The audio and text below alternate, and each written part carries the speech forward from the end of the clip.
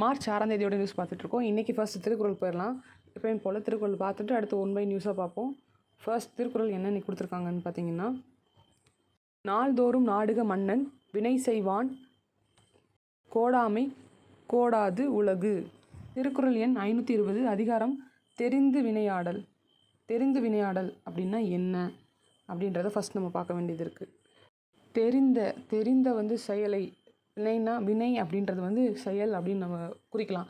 நமக்கு தெரிஞ்ச ஒரு ஒர்க்கை இவங்க செஞ்சால் கரெக்டாக இருக்கும் அப்படின்னு நம்ம ஒரு ஃபிக்ஸ் பண்ணி அவங்கக்கிட்ட ஒப்படைக்கிறோம் இல்லையா, அதுதான் தெரிந்து வினையாடல் அப்படின்னு சொல்லுவாங்க. அந்த வினையை தெரிஞ்சு அந்த வினையை கொடுத்து அதை சரிபட செய்ய வைக்கிறது தான் தெரிந்த வினையாடல் அப்படின்றத பொருளாக இருக்குது. இன்னைக்கு பார்த்தீங்கன்னா, தொழில் செய்கின்றவன் கோணாதிருக்கும் வரையில் உலகம் கெடாது, ஆகையால் மன்னன் நாள்தோறும் அவனுடைய நிலைமையை ஆராய வேண்டும். இதுதான் இந்த திருக்குறளோட மீனிங். இப்போ நியூஸுக்கு போகலாம். ஃபர்ஸ்ட் நியூஸ் தென் மாநில எம்பிகளின் கூட்டுக்குழு அனைத்து கட்சி கூட்டத்தில் தீர்மானம். இது ஹெட் நியூஸாக போட்டிருக்காங்க. நமக்கு ஆல்ரெடி தெரியும், தொகுதி மறுசீரமைப்பு விஷயம் பண்ண போகிறாங்க. சென்ட்ரல் கவர்மெண்ட் முன்னெடுக்க போகிறாங்க. அதுக்கு முன்னாடி நம்ம சவுத் சைடில் நிறைய பேருக்கு அது பாதிக்கும்ன்றது ஃபீல் ஆகிருக்கு. ஸோ ஒரு கூட்டமாக அதை கூட்டி இது நம்ம என்ன செஞ்சுக்கலாம்னு சொல்லி ஒரு தீர்மானம் மாதிரி நிறைவேற்றிருக்காங்க. ஆல்ரெடி எஸ்டர்டே நியூஸில் நான் டீலிமிட்டேஷன் கமிஷனை பற்றி பேசியிருந்தேன். பார்க்காதவங்க அதை பார்த்துக்கலாம். அதை பற்றின பிடிஎஃப்பும் நம்ம டெலகிராம் குரூப்பில் இருக்குது. இப்போ என்ன சொன்னாங்கன்னா, எண்ணிக்கை 848 உயர்த்தப்பட்டு இப்போதைய விகிதாச்சாரப்படி மறுசீரமைப்பு செய்யப்பட்டால் நமக்கு கூடுதலாக 22 தொகுதி கிடைக்கும் அப்படின்னு சொல்கிறாங்க. ஆனால் இப்போதைய மக்களவை தொகுதியின்படி மறுசீரமைப்பு பெற்றால் 10 தொகுதிகள் தான் கூடுதலாக கிடைக்கும். 12 தொகுதிகள் இழக்க நேரிடும் அப்படின்னு சொல்கிறாங்க. 10 இருக்கும், 12 இல்லாமல் போகும் அப்படின்றத மென்ஷன் பண்ணி சொல்கிறாங்க. இப்போ இருக்கிறதுல அடிப்படையில் செஞ்சாங்கன்னா குறையத்தான் செய்யுன்றதை இங்கே சொல்லியிருக்காங்க. இது ஆல் ஓவர் சவுத் சைடில் இருக்க எல்லா ஸ்டேட்டுக்குமே இந்த பிரச்சனை வரும் அப்படின்றத சொல்லியிருக்காங்க. மொத்தம் ஒரு 59 கட்சிகள் கலந்துக்கிட்டு இந்த தீர்மானத்தை நிறைவேற்றியிருக்காங்க. இந்த 1971 அந்த இயரோட அதை ஒரு பேஸ் இயராக வச்சு அப்போ என்ன மக்கள் தொகை கணக்கில் இருந்துச்சோ அதே மக்கள் தொகை கணக்கை இன்னும் ஒரு 30 ஆண்டுக்கு அதை நீடிக்கணும் அப்படின்ற கண்டிஷன் தான் இந்த தீர்மானத்தில் சொல்லப்பட்டிருக்கு. பேஸ் இயராக வச்சு அந்த 1971 சென்சஸை 2026ஆம் ஆண்டிலிருந்து மேலும் 30 ஆண்டுகளுக்கு அது நீடிக்கப்படும் என்று நாடாளுமன்றத்தில் பிரதமர் மோடி உறுதியளிக்க வேண்டும் அப்படின்றது தான் அவங்களோட கோரிக்கையாக இருக்குது.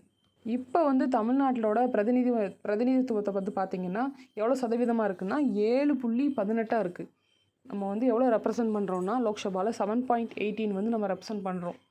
இதை எந்த காரணத்தையும் கொண்டு நம்ம சென்ட்ரல் கவர்மெண்ட் மாற்றக்கூடாதுன்றது தான் அவங்களோட கோரிக்கையாக இருக்குது. அடுத்த 50 ஆண்டுகளுக்கு இந்த பொருளாதார நலத்திட்டங்கள்லாம் சிறப்பாக செயல்படணும், தடையில்லாமல் பண்ணணும்னா இந்த மாதிரி அந்த ரெப்ரசன்டேஷன் கடைசி வரைக்கும் இருக்கணுன்றதை அவங்க கோரிக்கையாக வச்சுருக்காங்க.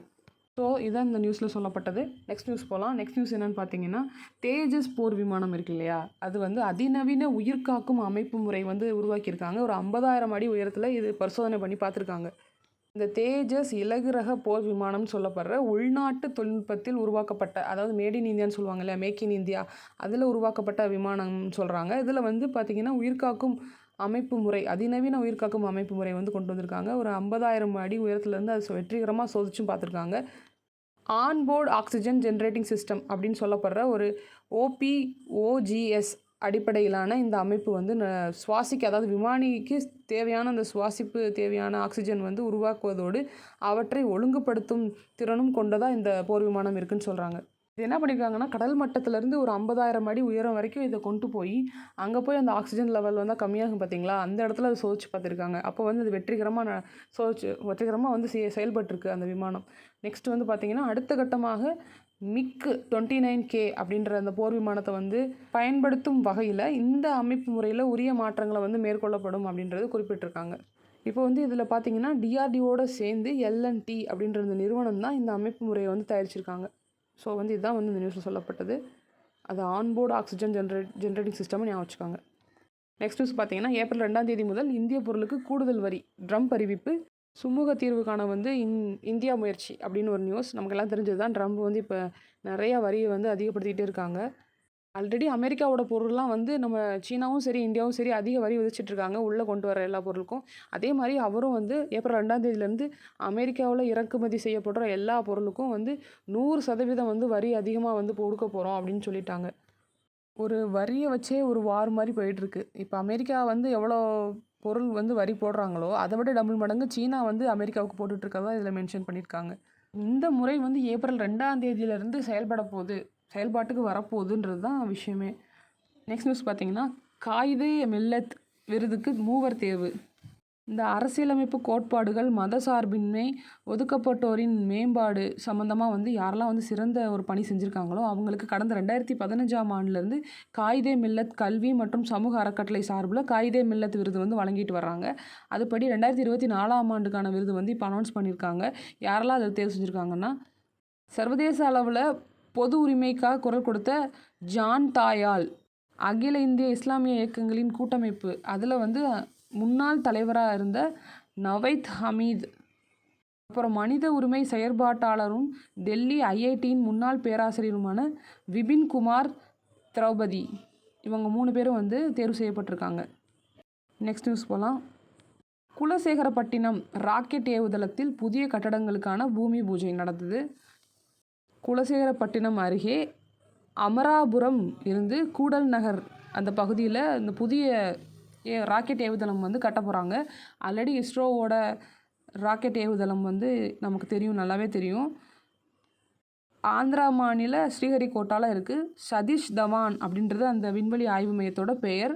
இது இஸ்ரோவோட ஒரு மெயினான இடம். இங்கேருந்து தான் ராக்கெட் வந்து லான்ச் பண்ணுவாங்க. இப்போ நம்ம தமிழ்நாட்டில் தூத்துக்குடி மாவட்டத்தில் குலசேகரப்பட்டினம் அருகே அமராபுரம், கூடல் நகர் இந்த 2க்கும் இடைப்பட்ட இடத்துல அவங்க வந்து புதிய ராக்கெட் ஏவுதளத்தை வந்து உருவாக்க போகிறாங்க, கட்ட போகிறாங்க. அதுக்கான வந்து ஒரு பூஜையை வந்து ஃபஸ்ட்டு முன்னெடுத்திருக்காங்க. இதுக்கு முன்னாடி வந்து என்ன பண்ணியிருக்காங்கன்னா, ஆல்ரெடி வந்து ஒரு மோடி வந்து வீடியோ கான்ஃபரன்ஸ் மூலமாகவே இதை வந்து ஓப்பன் பண்ணி வச்சுட்டாரு. அப்போ வந்து என்ன செஞ்சுருக்காங்கன்னா, ஒரு ராக்கெட்டை லான்ச் பண்ணி பார்த்துருக்காங்க. ரோஹிணி 6H அப்படின்ற ராக்கெட்டை வந்து லான்ச் பண்ணி பார்த்துருக்காங்க. நல்லா ஞாபகம் வச்சுக்காங்க. ஸோ வந்து அது நல்லா வெற்றிகரமாக செயல்பட்டுருச்சு. திட்டமிட்டபடி 75.24 கிலோமீட்டர் உயரத்துக்கு அது எட்டி 121.42 கிலோமீட்டர் வந்து கடலில் விழுந்திருக்கு, வந்து சென்றடைஞ்சு கடலில் விழுந்திருக்கு. ஸோ நினச்சபடி அது கரெக்டான இலக்கை அடைஞ்சிருச்சு. ஸோ வந்து அதுக்கான இப்போ குலசேகரப்பட்டினத்தில் அதை அமைக்கிறதுக்கான எல்லா வேலையும் வந்து செஞ்சிட்ருக்காங்க. நெக்ஸ்ட் நியூஸ் என்னென்னா, மணிப்பூரில் அடுத்தடுத்த 2 நிலநடுக்கங்கள் நடந்திருக்கு. கட்டடங்களில் வந்து விரிசல் ஏற்பட்டிருக்கு. மக்கள் வந்து ரொம்ப பயந்துருக்காங்க.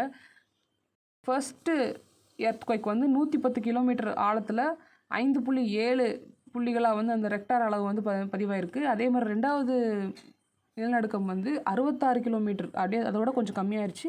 அந்த ஆழத்தில் 4.1 ரெக்டார் அளவு வந்து பதிவாயிருக்கு.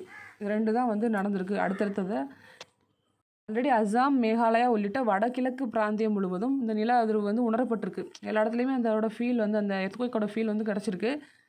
மேகாலயா தலைநகர ஷில்லாங்கில் ஆல்ரெடி இந்த பிராந்திய நிலநடுக்க ஆய்வு மையம் ஒன்று இருக்குது. அதில் சொன்னபடி மணிப்பூர் கிழக்கு இம்பால் மாவட்டத்தில் இது நடந்திருக்கு. காலையில் நடந்திருக்கு. 11:06 மணி அளவுலையும் 12:20 மணிலையும் இது நடந்திருக்கு. பேசிக்காக வந்து பார்த்தீங்கன்னா 5.4 அந்த இதுக்கு கீழே இருந்துச்சுன்னா அது லைட்டு ஒரு எர்த்குவைக்குன்னு சொல்லுவாங்க. 5.4க்கு மேலேயும் 6.0க்குள்ளேயும் இருந்துச்சுன்னா அது வந்து மாட்ரேட்னு சொல்லுவாங்க. இந்த டைமில் தான் வந்து இந்த கட்டடங்கள் விரிசல் விழுகிறது அந்த பிரச்சனைகள்லாம் வரும்.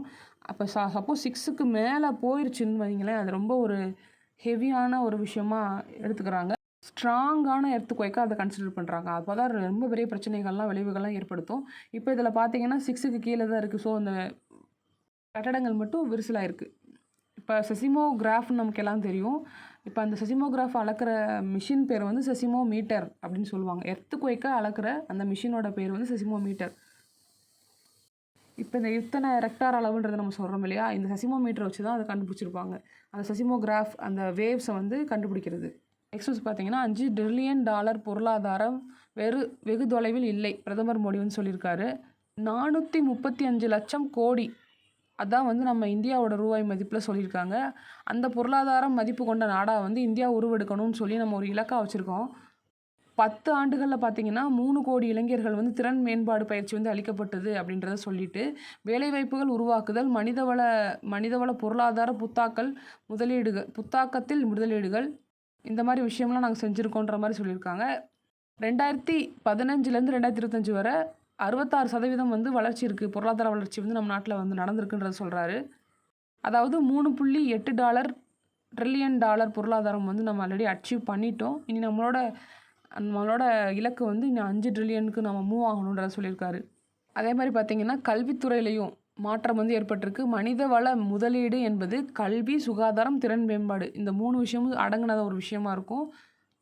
இது வந்து இந்த கல்வி முறை வந்து இப்போ கொஞ்சம் கொஞ்சமாக மாற்றத்துக்கு உட்பட்டிருக்கு. எல்லாரும் அவங்கவுங்க மொழியிலே படிச்சுக்கிறதுக்காக அந்த 22 இந்திய மொழிகளும் வந்து கல்வி கற்பிக்கும் முறையை வந்து கொண்டு வந்திருக்காங்க. 2014ஆம் ஆண்டு முதல் 3 கோடிக்கு அதிகமான இளைஞர்களுக்கு திறன் பயிற்சி வந்து அளிக்கப்பட்டு 1000 ஐஐடிகளை வந்து மேம்படுத்தவும் 5 திறன்மிகு மையங்கள் வந்து அமைக்கப்பட நிறுவ நடவடிக்கை மேற்கொள்ளப்பட்டுள்ளது அப்படின்றத சொல்லியிருக்காங்க.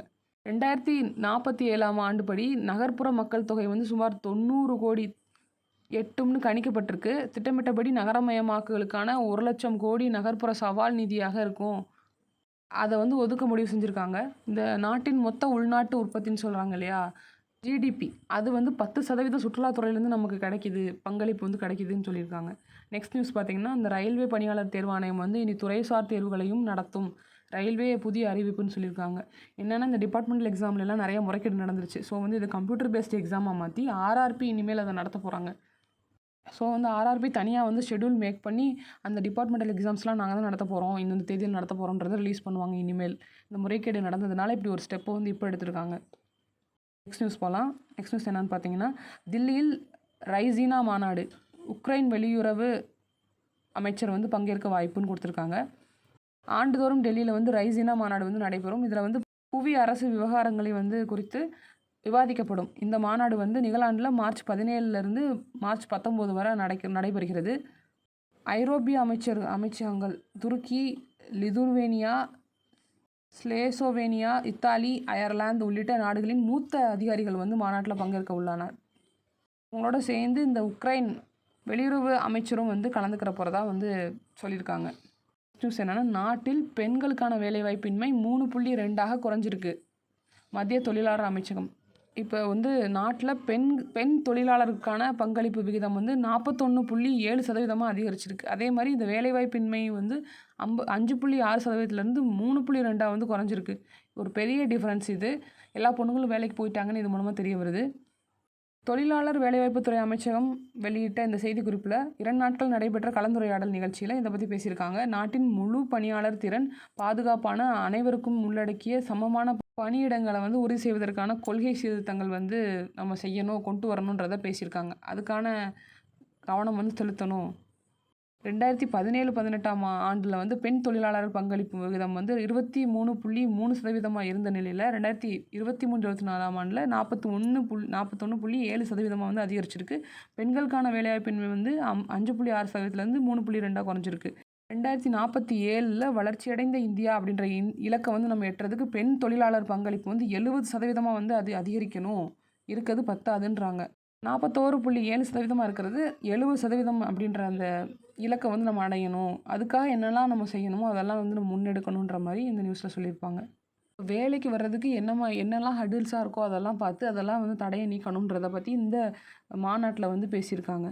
வேலைவாய்ப்பு தடைகள், பணியிடை பாதுகாப்பு, ஊதிய சமநிலை மற்றும் மின்னணு வேலைவாய்ப்புகள் இந்த மாதிரி விஷயங்கள்லாம் பெண்களுக்கான சவால்கள், தடைகள் நிவர்த்தி செய்ய இந்த வட்டமேஜை மாநாடு தளம் வந்து அமைச்சிருக்குன்னு சொல்கிறாங்க. ஸோ இதான் வந்து 6ஆம் தேதியோட நியூஸ். தேங்க்யூ.